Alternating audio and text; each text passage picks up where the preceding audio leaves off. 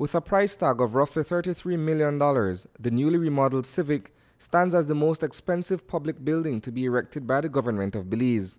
Work on the project began in December 2015, almost 2 years after the previous metal construction had been demolished.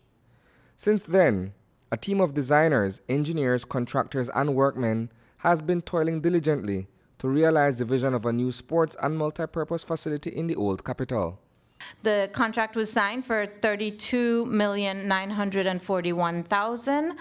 That is the budget that we have spent to date. We are on time and we are on budget, and this is what $32,941 in 2017 looks like on the ground. It's a lot to behold at first glance. The sheer magnitude of the structure can be overwhelming, but a walkthrough of the building gives a complete appreciation of its architectural and engineering features. At 75,000 square feet, the interior boasts a world-class FIBA-certified basketball court, encircled by over 3,000 individual seats. On the second and third levels are a mezzanine and a VIP section respectively. Perhaps the most obvious question, aside from cost consideration, is the management and maintenance of this 8-figure behemoth. We have opted to place the management of this building under a contract. We'll contract a management company to do so.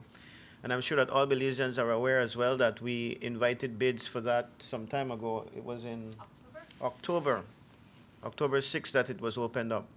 And we, in fact, closed that, or we tried to close the process on the 5th of December, just last week. We received a total of four interested entities.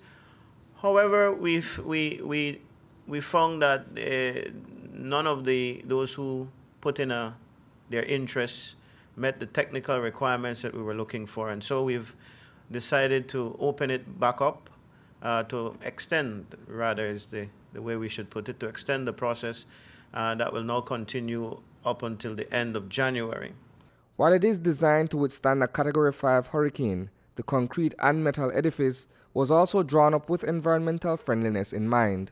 We wanted to compete with whatever they have out in the region. We wanted to make it energy efficient for the business aspect of it, so that when running this building, you know, we calculated in and around maybe $350,000 a year in just energy, which, you know, is not that much when operating a facility of this size, especially with these big units and fully air conditioned. At capacity, the new Belize City Center can accommodate up to 5,000 persons, both seated and standing. As one can imagine, the cost of running the building at its peak, or even when it's unoccupied, can be expensive. In the package that went out for bidding for the management companies was that we worked with the contractors, the joint venture team, and we put together a very accurate, indicative chart of operations and maintenance expenses throughout the year. So that includes everything from running the ACs for full-time events, larger full crowd events, medium-sized events on a day-to-day basis. It includes staffing, it included security, it included basically all the overhead if you were running this as a business venture. The final touches being completed in these remaining weeks, it is presently open for tours by the public for a limited time only. Whomever wins the bid for management, it is expected that the building will be officially launched within a month to a month and a half after the signing of that contract.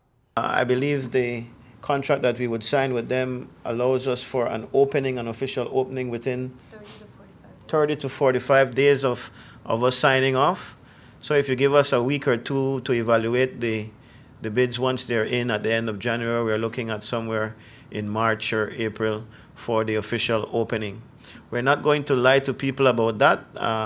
We are insistent that we're not going to open this facility until we have everything right.